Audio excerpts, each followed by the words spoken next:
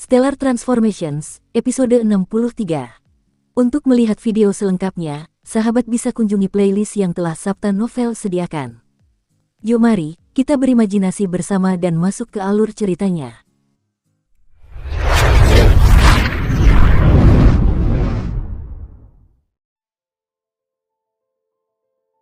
Qin Yu memotong air dengan pedang terbangnya seperti seberkas cahaya keemasan, menuju lurus ke barat daya. Istana Naga Biru, Istana Air Biru, perhitungan kalian memang bagus, tapi, matanya berkilat cerdas, aku tidak begitu bernafsu mencari perlindungan seperti yang kalian pikirkan. Karena sudah begini, aku akan semakin memperburuk keadaan. Jika Qin Yu mengendarai pedang terbangnya dengan kecepatan tertinggi menggunakan teknik penyatuan tubuh senjata, bahkan Di Long, yang tercepat di antara 7 yang mulia lainnya, akan jauh lebih lambat darinya.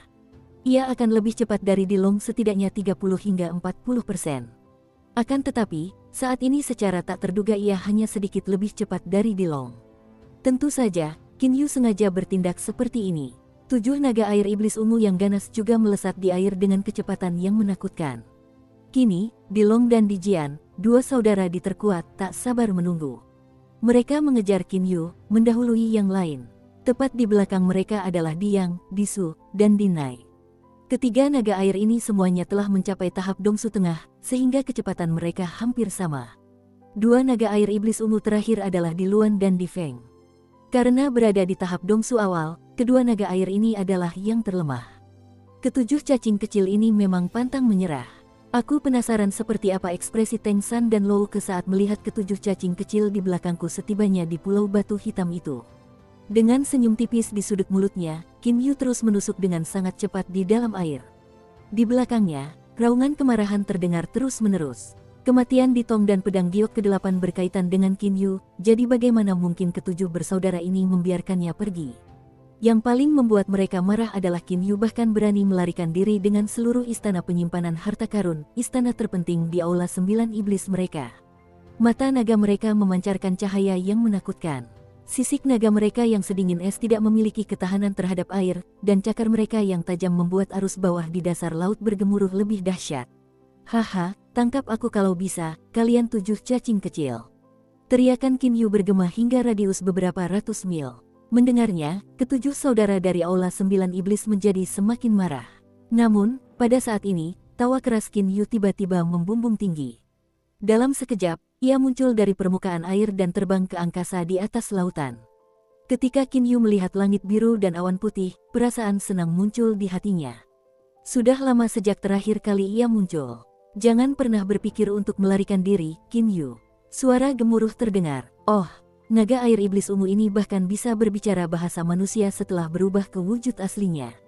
Qin Yu sangat terkejut karena, sepengetahuannya, tenggorokan hewan tidak cocok untuk berbicara bahasa manusia. Bagaimana mungkin naga air iblis ungu ini masih bisa berbicara bahasa manusia? Qin Yu sama sekali tidak tahu bahwa dunia Xiuyao bawah laut memiliki teknik khusus yang disebut ventriloquy, yang dilakukan menggunakan energi elemen iblis. Teknik ini tidak ada hubungannya dengan tingkat kekuatan pengguna, tetapi merupakan teknik yang sangat terampil, dan sangat sedikit Xiuyaois yang mampu menguasainya. Percikan. Dalam sekejap mata, ombak naik beberapa puluh meter dan 2 naga air iblis ungu raksasa, setebal tangki air raksasa dan panjangnya lebih dari 100 meter, masing-masing muncul dari air hampir bersamaan. Naga-naga itu memelototi Qin Yu, mata mereka yang terbuka lebar dipenuhi amarah dan niat membunuh. Ditutupi tetesan air, sisik naga ungu berkilauan di bawah sinar matahari. Naga air yang keluar dari laut sungguh merupakan pemandangan yang spektakuler. Qin Yu terbang lurus ke barat daya bagai meteor emas. 7 naga air iblis ungu mengejarnya tanpa henti sambil meraung-raung dengan ganas. Setelah keluar dari laut, naga-naga air sedikit melambat, sementara terbang di udara bahkan lebih cocok untuk Qin Yu.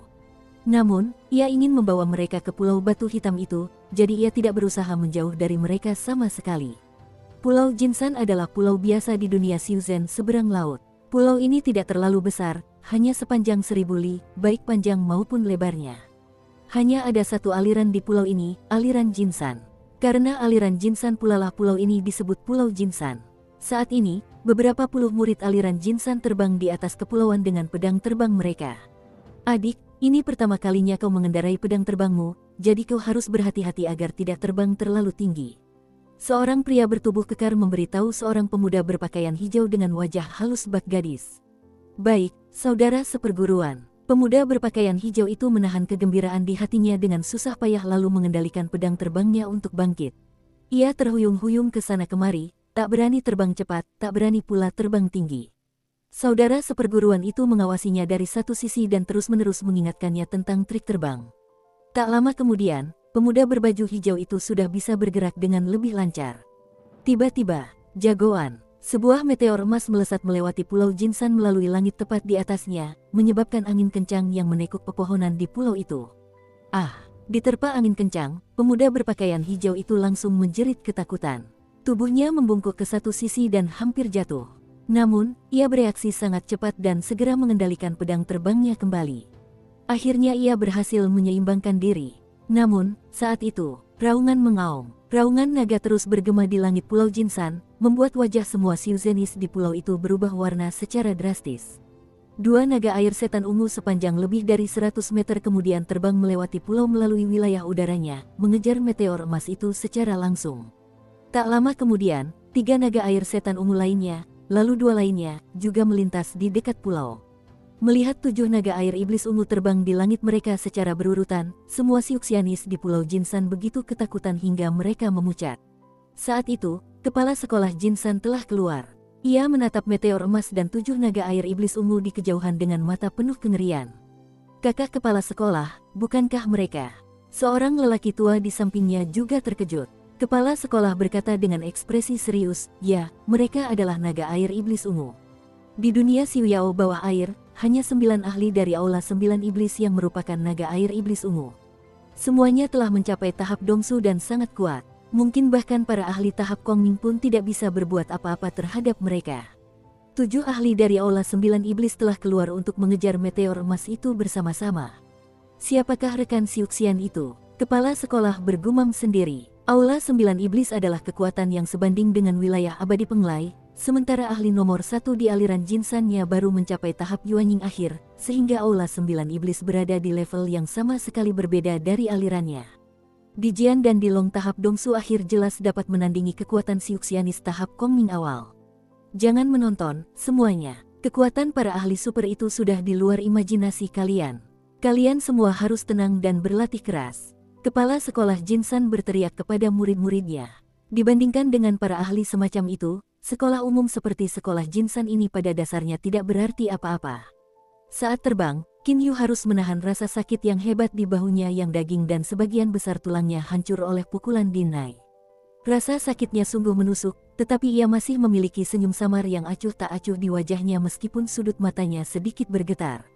Setelah terbang selama lebih dari setengah hari, Qin Yu akhirnya melihat sebuah pulau batu hitam di kejauhan. Kini hanya tersisa beberapa bekas luka samar di bahunya yang terluka. Grimteng San berdiri di atas batu yang terendam, jubah merah darahnya berkibar tertiup angin. Begitu melihat Qin Yu terbang ke arahnya seperti meteor emas, ia tersenyum tipis. Berdiri di sampingnya, Lo Ke juga memperhatikan Qin Yu yang datang dari kejauhan.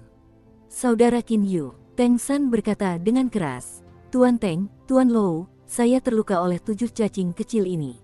Saya harap kalian berdua menyelamatkan saya, teriak Qin Yu sambil memegang bahunya yang terluka. Pada saat yang sama, ia terbang ke Pulau Batu Hitam dan berdiri di belakang Teng San dan Lo Ke. Ia lalu segera mengeluarkan pemancar, Fei Fei, aku berada di pulau permukaan, lebih dari 200.000 li di barat daya Aula 9 Iblis. Pulau ini penuh dengan batu hitam. Cepat kemari, kakak, aku akan segera ke sana. Setelah mengirim pesan ke Ho Fei, Qin Yu dengan santai menunggu untuk melihat bagaimana Teng San dan Lo Ke akan menangani 7 Raja Murka dari Aula 9 Iblis. Melihat 7 naga air setan ungu datang bertubi-tubi, Teng San dan Lo Ke tak kuasa menahan senyum terpaksa. Berhenti, keduanya berkata bersamaan. Teng San mewakili Istana Naga Biru dan Lo Ke mewakili Istana Air Biru. Setelah mereka mengatakan itu, bahkan Dilong pun tak berani berpura-pura tidak mendengar. Lagi pula, dari segi kekuatan keseluruhan, Aula 9 Iblis masih sedikit lebih rendah daripada Istana Naga Biru dan Istana Air Biru. Dengan kilatan cahaya, ketujuh naga air itu langsung berubah menjadi 7 pria berjubah ungu. Pria di depan tak lain adalah Dilong. Teng San, Lo Ke, apa maksudmu? Teriak Dilong dengan marah kepada Teng San dan Lo Ke tanpa penundaan. Wajah keenam saudaranya di belakangnya juga dipenuhi amarah. Sekarang mereka ingin menangkap Qin Yu dengan cara apapun, tetapi Teng San dan Lou Ke tiba-tiba menghalangi mereka. Teng San terbatuk dan berkata, "Tidak perlu marah, Dilong. Sepertinya tidak ada perseteruan sengit antara Qin Yu dan Aula 9 Iblismu, kan? Kematian Ditong juga tidak ada hubungannya dengan Qin Yu. Jadi, mengapa Yang Mulia Dilong tidak memberikan sedikit kelonggaran kepada Istana Naga Biruku dengan membiarkan Qin Yu pergi kali ini?" Lou Ke juga berkata, "Dilong, rumah air biruku. Diam." Dilong tiba-tiba berteriak dengan marah. Otot-otot wajahnya gemetar dan matanya memancarkan dingin. Jelas sekali dia sangat marah, tidak ada perseteruan. "Apa yang kau tahu? Dia bahkan sudah mencuri istana penyimpanan harta karun Aula 9 Iblisku." "Istana penyimpanan harta karun? Apa katamu? Itu pasti bukan istana penyimpanan harta karun." Bahkan wajah Lou Ke pun berubah warna. Mengenai Aula 9 Iblis, satu-satunya hal yang membuat 4 negara adik kuasa lain di dunia Xiuzhen di luar negeri iri adalah istana penyimpanan harta karun ini. "Anda pasti bercanda, Yang Mulia Dilong. Semua orang tahu betapa besarnya istana penyimpanan harta karun itu. Jika Anda bilang dia mengambilnya dengan cincin spasial, setahu saya, dunia Xiuzhen di seberang lautan sepertinya belum pernah melihat cincin spasial yang cukup luas untuk menampungnya. Jika Anda bilang dia mengambilnya dengan tangannya, Anda bisa melihat dia datang ke sini dengan tangan kosong, apalagi fakta bahwa dia tidak memiliki kekuatan mengerikan yang dibutuhkan untuk melakukannya," kata Teng San. Dijian berkata dengan suara sedingin es, "Jika kau tidak percaya, kau bisa bertanya langsung pada Qin Yu apakah dia mencuri istana penyimpanan harta karun Aula 9 Iblis kami." "Mustahil." Lou Ke berkata bahwa ini mustahil, tetapi ia masih menatap Qin Yu. "Katakan saja semuanya padaku, saudara Qin Yu. Tak perlu takut dengan fitnah dari Aula 9 Iblis. Istana Air Biru dan Istana Naga Biruku akan mendukungmu," kata Lou Ke dengan sangat heroik. Senyum malu samar muncul di wajah Qin Yu. Teng San berkata dengan tak percaya, "Mustahil. Apakah kau benar-benar punya cincin spasial yang bisa menampung istana penyimpanan harta karun?" Dilong, Dijian dan 5 saudara di lainnya menatap Qin Yu dengan dingin. "Itu benar. Aku merebut istana penyimpanan harta karun mereka." Qin Yu akhirnya mengakui. Baik Teng San maupun Lou Ke menatapnya dengan mata melotot. Beberapa penjaga istana naga biru di belakang Teng San dan beberapa penjaga istana air biru di belakang Lou Ke juga menatapnya dengan ketakutan. Merebut istana penyimpanan harta karun Aula 9 Iblis. Tindakan ini sendiri dapat disebut keajaiban dan cukup untuk menyebarkan nama Qin Yu ke seluruh dunia Xiuzhen di seberang lautan. "Dilong." Qin Yu tiba-tiba menatap Dilong dengan ekspresi yang sangat marah, lalu berteriak, "Kau bilang aku telah mencuri istana penyimpanan harta karunmu. Aku mengakuinya, tapi izinkan aku bertanya sesuatu. Kau sedang mempersiapkan diri agar ubur-ubur teror penjaga itu menyerapku dan mengambil ingatanku, kan? Beraninya kau mengatakan yang sebenarnya?" Dilong mengerutkan kening tetapi masih berkata dengan tegas, "Ya, aku mengakuinya." Ekspresi wajah Qin Yu sedingin es dan dipenuhi niat membunuh. Kau ingin membunuhku dan bahkan mengambil ingatanku. Kalau bukan karena kemampuan melarikan diriku yang hebat, aku mungkin sudah mati sekarang. Aku menghabiskan hampir setahun mengikuti 3 raja dari Gua Merah Darah ke Aula 9 Iblis dan dalam perjalanan aku tidak pernah mencoba melarikan diri. Aku sangat setia padamu, tapi bagaimana kau memperlakukanku? Kau ingin membunuhku. Dibandingkan dengan niatmu itu, mencuri istana penyimpanan harta karunku tidak berarti apa-apa." Qin Yu sangat marah. Istana penyimpanan harta karun memang berharga, tapi itu hanya benda luar. Itu tidak bisa dibandingkan dengan nyawa. Karena kau ingin membunuhku, wajar saja aku mengambil istana penyimpanan harta karunmu, kan? Kau pikir kau siapa? Dilong menatap Qin Yu dengan jijik. "Kau hanyalah penguasa Gua Merah Darah. Seharusnya kau merasa sangat terhormat karena aku ingin membunuhmu. Tapi kau bukan hanya tidak berterima kasih, kau bahkan mencuri istana penyimpanan harta karunku. Kau menggali kuburmu sendiri dengan melakukan ini." Qin Yu menatap Dilong dan menggelengkan kepalanya. "Yang Mulia Dilong, awalnya saya pikir Anda juga bisa dianggap pahlawan, tapi sekarang sepertinya Anda hanya orang bodoh. Karena Anda sama sekali tidak menghormati saya seperti itu, mengapa saya harus terus menghormati Anda?" Dengan mata yang bagai bintang di malam musim dingin, ia menatap Dilong, berkata, "Dilong, sebenarnya, mengingat status tuanku, merupakan kehormatan besar bagimu bahwa aku merebut istana penyimpanan harta karunmu. Tapi kau bukan hanya tidak berterima kasih padaku, kau bahkan mencoba memburuku. Kau juga menggali kuburmu sendiri. Beberapa saat yang lalu, Dilong mengatakan bahwa Qin Yu seharusnya merasa terhormat dibunuh olehnya, tetapi sekarang Qin Yu membalas dengan mengatakan hal yang hampir sama, tanpa menunjukkan tanda-tanda menyerah. Hal ini membuat ketujuh bangsawan sangat marah hingga tubuh mereka gemetar dan wajah mereka memerah. Dengarkan semuanya. Mulai sekarang, Gua Merah Darah tidak akan menerima perintah dari Aula 9 Iblis lagi. Aula 9 Iblis milikmu dan Gua Merah Darah milikku. Kita sudah tidak ada hubungan lagi. Kalau kalian masih mau memerintahku, aku akan menghukum kalian. Qin Yu berkata sambil tertawa dingin. Kemudian dia melihat ke arah Teng San dan Louke, dan berkata, Tuan Teng San, Tuan Louke, jika kalian berdua dapat mengalahkan 7 cacing kecil ini, aku tidak hanya akan berterima kasih padamu, aku juga akan memberitahumu semua yang aku ketahui tentang pedang giok ke-8 dan bahkan memberimu istana penyimpanan harta karun. Mata Teng San dan Louke berbinar-binar. Bagi mereka, istana penyimpanan harta karun bahkan lebih menarik daripada pedang giok ke-8. Qin Yu langsung menatap ketujuh naga air itu dan berkata dengan nada kesal, siapapun butuh rasa hormat. Aku bisa saja menyerahkan istana penyimpanan harta karun, tapi aku tidak akan menoleransi ketidakhormatan ini. Kalian, ketujuh cacing kecil, dengarkan, mulai sekarang, aku, Qin Yu, akan benar-benar menentang kalian. Setelah mendengar rentetan kata-kata Qin Yu, Dilong mendidih dengan niat membunuh. Ketujuh raja ingin segera mencabik-cabik Qin Yu. Qin Yu, bersiaplah untuk mati. Dilong ingin bertindak lebih dulu. Teng San dan Louke bertukar pandang. Mereka berdua telah membuat keputusan. Teng San langsung berkata, berhenti, Yang Mulia Dilong. Mendengar suaranya, Qin Yu tersenyum tipis. Dukung terus channel YouTube Sabta Novel.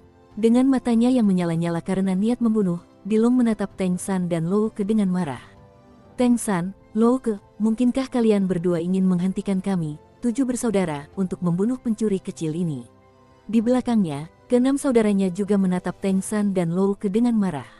Sepertinya mereka akan langsung bertindak begitu mendengar kata-kata provokatif. Namun, Louke mengulurkan tangannya dan berkata, Yang Mulia Dilong, terakhir kali pendiri agung saya bersaing dengan Tuan Naga Biru untuk memperebutkan pedang giok ke-7. Akhirnya beliau kalah dan pedang itu direbut oleh Tuan Naga Biru. Sekarang Istana Naga Biru mendapatkan 2 pedang giok, sementara Istana Air Biru saya hanya mendapatkan 1. 1 masih belum cukup. Tentu saja Dilong hanya berkata begitu dalam hati. Lagi pula, ia dan saudara-saudaranya tidak yakin bisa menghadapi seseorang sekuat si tua aneh bermata 3 secara langsung. Pendiri agung saya selalu kesal dengan hal ini. Kali ini, setelah menerima beberapa informasi tentang pedang giok ke-8, beliau memberi saya perintah tegas untuk mengumpulkan semua informasi yang tersedia tentangnya dengan cara apapun. Dan Qin Yu tahu informasi tentang pedang giok ke-8. Ketika Louke berbicara sampai titik ini, ketujuh saudara tentu saja mengerti maksudnya. Dilong berkata sambil tertawa dingin, kau ingin informasi tentang pedang giok ke-8? Kalau begitu, kita suruh Qin Yu mengungkapkannya sekarang juga, oke? Dilong, Qin Yu menatap Dilong, kenapa aku harus mengungkapkannya sekarang seperti yang kau inginkan? Kau pikir kau siapa? Ia mendengus dingin dan melanjutkan, sudah kubilang, kalau kalian bertujuh cacing kecil itu berhasil dilawan, aku akan mengungkapkan informasi tentang pedang giok ke-8. Kalau tidak, aku lebih baik mati daripada mengatakan apapun. Seharusnya kau sudah mendengarnya, kan, Yang Mulia Dilong? Qin Yu ini sangat keras kepala. Dan pendiri agungku sudah memberi perintah tegas. Louke menatap Dilong. Matanya berkilat dingin, tetapi dia tidak berkata apa-apa. Apa yang akan kau lakukan jika aku benar-benar membunuh Qin Yu? Dilong menatap Louke. Sepertinya dia sama sekali tidak peduli dengan apa yang dikatakan Louke. Apa yang harus aku lakukan? Louke tertawa terbahak-bahak, saya bukan tandingan Anda, Yang Mulia Dilong, jadi saya tidak akan bisa berbuat apa-apa. Tapi pendiri agung saya tidak akan senang dengan ini. Begitu beliau tidak senang, maka Dilong dan saudara-saudaranya bisa merasakan intimidasi dalam kata-kata Louke. Ke-6 saudara di belakang Dilong melotot marah ke arah Louke, tetapi Louke hanya tersenyum tenang. Kau mengancamku. Dilong menatap Louke. Yang terakhir melipat tangannya di depan dada dan berkata kepada para penjaga di belakangnya, para penjagaku, 7 yang mulia telah datang ke sini hari ini, jadi kita bukanlah tandingan mereka. Pada dasarnya kita juga tidak bisa mencegah mereka melakukan apapun yang mereka inginkan. Para penjaga itu menganggukkan kepala. Yang mulia, jika kalian bertujuh membunuh Qin Yu, pendiri agung saya akan marah. Pada saat itu, bahkan saya pun tidak akan bisa membantu kalian, bahkan jika saya mau. Setelah berkata demikian, Louke berteriak kepada bawahannya, "Mari kita minggir agar tidak menghalangi jalan ketujuh yang mulia." "Baik, Pak." Louke kemudian memimpin para penjaga di bawahnya terbang ke ketinggian beberapa ratus meter di atas Pulau Batu Hitam. "Yang mulia Dilong, tuanku juga memberiku perintah untuk mendapatkan pedang giok ke-8 dengan cara apapun. Tapi jika Anda ingin membunuh Qin Yu, aku pasti tidak akan bisa menghentikan Anda." Teng San juga tampak sangat sopan. "Anda harus yakin pada diri sendiri untuk membuat keputusan ini, bukan, Yang Mulia Dilong. Namun, Anda pasti sudah tahu, begitu tuanku marah, naga biru seperti dia bisa menjungkir balikkan dunia. Mari kita minggir, para penjaga. Kita juga tidak akan menghalangi ketujuh Yang Mulia." Ya, semua pengawalnya menerima perintah itu dengan hormat. Setelah itu, Teng San memimpin para pengawal terbang ke sisi Louke. Mereka berdua dan pengawal di belakang mereka kemudian berdiri di udara menyaksikan ketujuh Yang Mulia. Dalam waktu singkat, hanya tersisa 7 Yang Mulia dari Nine Demons Hall dan Qin Yu di Pulau Batu Hitam. Otot-otot wajah Dilong berkedut dan matanya berkilat dingin. Jelas ia sedang dihadapkan pada pilihan yang sulit di benaknya. Teng San dan Louke memegang posisi yang sangat tinggi di Istana Naga Biru dan Istana Air Biru. Mereka bahkan bisa dianggap sebagai perwakilan dari penguasa Naga Biru dan si tua aneh bermata 3. Setelah diancam oleh keduanya, Dilong menjadi ragu-ragu. "Kakak, percuma saja berpikir terlalu banyak. Ayo kita bunuh Qin Yu sekarang juga." Suara dingin di Jian meninggi. Mata Dilong berbinar. Ia lalu berkata dengan marah, "Qin Yu mencuri istana penyimpanan harta karun Aula 9 Iblis milikku. Aku tak bisa mengabaikan pelanggaran seberat ini, bahkan jika Tuan Naga Biru dan pendiri agung bermata 3 datang sendiri ke sini. Saudara-saudara, mari kita berhenti mengkhawatirkan hal-hal lain dan bunuh Qin Yu sekarang juga." Ya, keenam saudara laki-lakinya, Di Su, Di Yang, Di Jian, Di Feng, Di Luan dan Di Nai, semuanya setuju dengannya. Suara mereka bergema di langit. Pada awalnya Dilong masih ingin mendapatkan informasi tentang pedang giok ke-8 dan penyebab kematian Di Tong dari Qin Yu, tetapi sekarang dia menjadi begitu marah sehingga dia telah memberikan perintah untuk membunuh Qin Yu saat itu juga. Baik Teng San maupun Louke mengerutkan kening dan mengeluarkan pemancar mereka. "Tuan, Qin Yu itu tiba-tiba mencuri istana penyimpanan harta karun Aula 9 Iblis, jadi sekarang Aula 9 Iblis bertekad untuk membunuhnya." Teng San hanya memberi Tuan Naga Biru laporan singkat tentang situasinya. Soal bagaimana reaksi tuannya nanti, itu bukan urusannya. Louke juga melakukan hal yang sama dengan mengirimkan pesan melalui pemancarnya ke si tua aneh bermata 3. "Ayo kita nikmati drama ini, Louke. Qin Yu itu tiba-tiba menggunakan cincin spasial yang bisa menampung istana penyimpanan harta karun. Kurasa dia bukan orang biasa." Berdiri di udara, Teng San mengamati 7 raja dan Qin Yu di kejauhan di Pulau Batu Hitam. Louke juga melihat dengan tenang. "Teng San, kurasa meskipun ketujuh Yang Mulia beraksi bersamaan, mereka belum tentu bisa menangkap Qin Yu dengan mudah." Louke masih ingat bahwa ketujuh Yang Mulia tak pernah bisa mengejar Qin Yu saat mengejarnya ke tempat ini. Jelas sekali bahwa Qin Yu sangat cepat. Sudah dimulai. Mata Teng San berbinar. Ia memusatkan seluruh perhatiannya pada medan perang. "Membunuh!" Dilong berteriak. Ketujuh saudara Di langsung berubah menjadi 7 bayangan dan menyerang Qin Yu.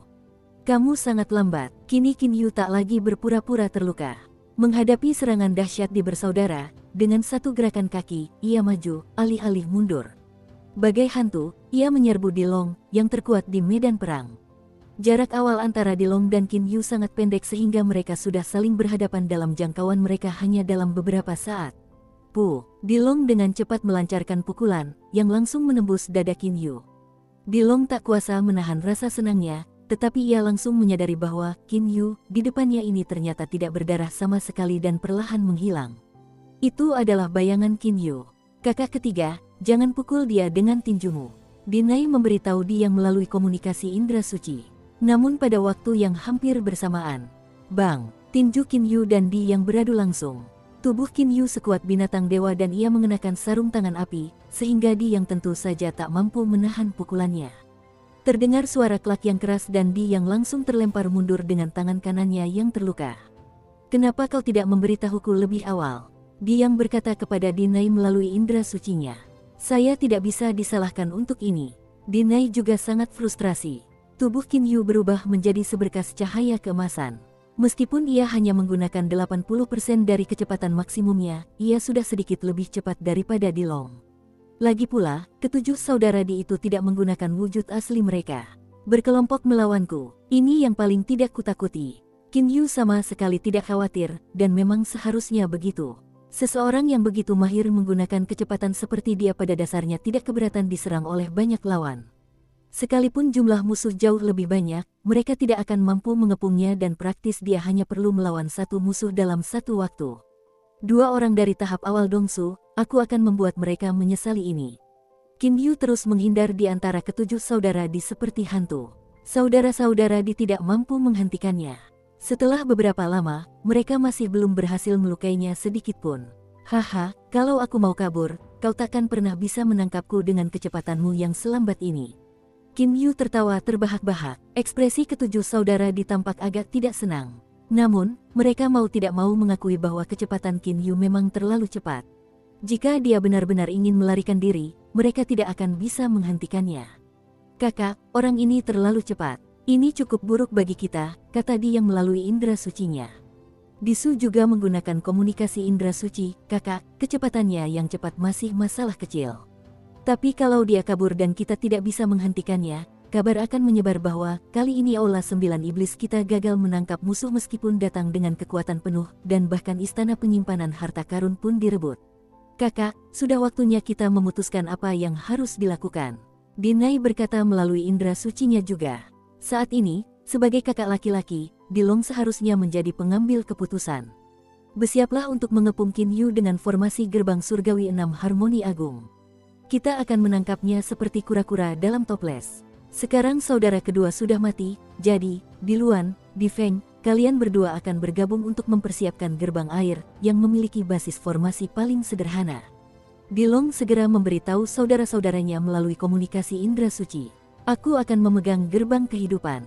Di Jian, kau akan memegang gerbang kematian. Baiklah, kata Di Jian setuju. Gerbang kehidupan dan gerbang kematian adalah gerbang yang paling kuat, sehingga harus ditugaskan kepada seseorang yang sangat kuat. Oleh karena itu, Dilong dan Di Jian akan bertanggung jawab atas kedua gerbang ini. Disu, kau pegang gerbang langit. Di Yang, kau pegang gerbang tanah. Dinai, kau pegang gerbang api. Di Yang, Disu dan Dinai semuanya menerima perintah menggunakan indera suci mereka. Di Luan, Di Feng, kalian berdua seharusnya sudah tahu cara memasang gerbang air, kan? Sayang sekali saudara kedua sudah meninggal, jadi aku hanya bisa mengandalkan kalian. Sekarang Dilong juga tidak punya pilihan lain. Awalnya, di antara 9 saudara Aula 9 Iblis, Dilong dan Di Jian berada di tahap akhir Dongsu, 5 di tahap tengah Dongsu, dan hanya 2 yang berada di tahap awal Dongsu. Namun, karena Di Tong dan Di King sudah meninggal, mereka hanya bisa membiarkan Di Luan dan Di Feng ikut serta dalam pembentukan formasi. Jangan khawatir, kakak, kami tidak akan mengecewakanmu. Tepat ketika Di Luan menerima perintah melalui indera sucinya, seberkas cahaya keemasan melesat ke arahnya. Sosok itu tak lain adalah Qin Yu. Orang Dongsu awal sepertimu berani memburuku. Suara Qin Yu terdengar di benak Di Luan melalui komunikasi indera suci. Pada saat yang sama, ia melayangkan pukulan ke arah Di Luan. Pukulan ini begitu cepat sehingga Di Luan tak berdaya menghindarinya dan terpaksa mengangkat tangannya untuk menghadapinya. Terdengar suara tulang remuk. Di Luan kemudian memanfaatkan kekuatan tumbukan untuk mundur. Mati. Qin Yu kembali mendekatinya dan melancarkan pukulan lain ke arah kepalanya. Jelas dia ingin langsung membunuhnya. Jagoan. Sebuah pedang terbang menusuk ke arahnya. Arah pedang terbang dapat diubah sesuka hati, sehingga Qin Yu pun tak berani membiarkan pedang ini menembus tubuhnya. Ia segera membentuk cakar dengan tangannya dan menghentikan pedang itu dengan sebuah genggaman. Namun, energi yang sangat dahsyat tiba-tiba menyembur keluar dari pedang terbang itu, melepaskan tangannya. Tanpa menghiraukan hal ini, Qin Yu menatap Dilong yang baru saja menyerangnya secara diam-diam, sambil berkata, Dilong, kedua cacing kecil Dongsu awal ini pasti ingin mati dan berusaha menangkapku. Saat ini, Dilong juga mengerutkan kening. Ia jelas menyadari bahwa menghadapi Qin Yu, Di Luan dan Di Feng tampaknya tak berdaya. Jika mereka tetap di sini, mereka akan hampir tak berdaya, dan karena kecepatan Qin Yu yang luar biasa, mereka mungkin akan dibunuh oleh Qin Yu. Kakak ketujuh, kamu dan kakak kelima pergi dari sini dulu. Dilong berteriak. Namun, bersamaan dengan itu, ia berkata melalui komunikasi indera suci, saudara ketujuh, saudara kelima, kalian pergilah lebih dari 100 li ke utara Pulau Batu Hitam ini dan bersiaplah untuk mulai membentuk formasi. Di Yang, bersiaplah untuk Setelah Dilong memberikan perintahnya, semua bangsawan lainnya siap. Aula 9 Iblis disebut sebagai salah satu dari 3 kekuatan super bawah air, tapi aku tidak melihat sesuatu yang istimewa tentangmu, kata Qin Yu sambil tertawa terbahak-bahak. Di saat yang sama, ia tiba-tiba sedikit berakselerasi. Tubuhnya terus berkelebat ke sana kemari seperti seberkas cahaya keemasan, dan kedua tangannya adalah senjatanya. Karena dia mengenakan sarung tangan menyala, tangannya dapat bertabrakan dengan senjata suci tingkat atas secara langsung. Qin Yu dapat melakukan berbagai jenis serangan dengan tangannya seperti pedang jari, tangan pisau, pukulan, dan sebagainya. Qin Yu tiba-tiba muncul di hadapan Disu dan melancarkan serangan telapak tangan yang dahsyat ke arah kepala Disu dengan tangan kanannya. Sekali Qin Yu melancarkan serangan telapak tangan ke bawah dengan tangan kanannya, ia bahkan mampu menghancurkan senjata suci tingkat tinggi, apalagi kepala Disu. Sebuah gada muncul di tangan Disu. Bang! Pukulan telapak tangan Qin Yu, yang membawa kekuatan luar biasa karena ia turun dari langit, mengenai gada tersebut. Tidak ada yang terjadi pada gada tersebut, tetapi kekuatan mengerikan Qin Yu menembusnya dan mencapai tangan Disu. Disu pada dasarnya tidak dapat menahan kekuatan yang sangat kuat tersebut dan tubuhnya terhempas ke tanah oleh serangan telapak tangan Qin Yu seperti meteorit. Selanjutnya silahkan. Tawa keras Qin Yu menggema di medan perang. Dalam sekejap mata, ia telah tiba di tempat lain. Ia pada dasarnya tidak menghadapi Dijian atau Dilong dan hanya bersedia melawan Diyang, Disu, dan Dinai satu persatu.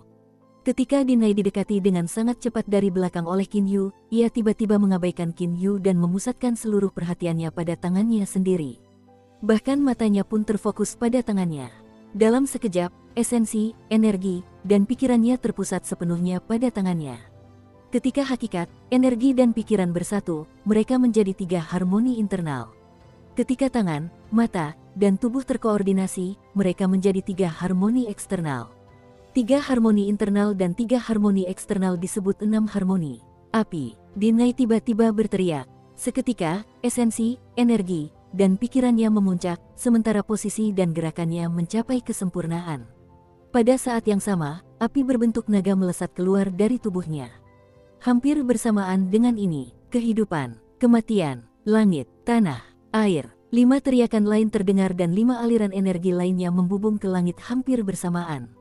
6 aliran energi berbentuk naga itu memiliki warna yang berbeda-beda. Ketika Qin Yu memukul tubuh Dinai, ia langsung terpental oleh aliran energi tersebut. 6 gerbang, Qian, Kun, kehidupan, kematian, air, dan api, telah terbentuk. Formasi gerbang surgawi 6 harmoni agung telah selesai. Dalam sekejap, area dengan radius beberapa ratus li di dalam formasi tersebut sepenuhnya terisolasi dari luar.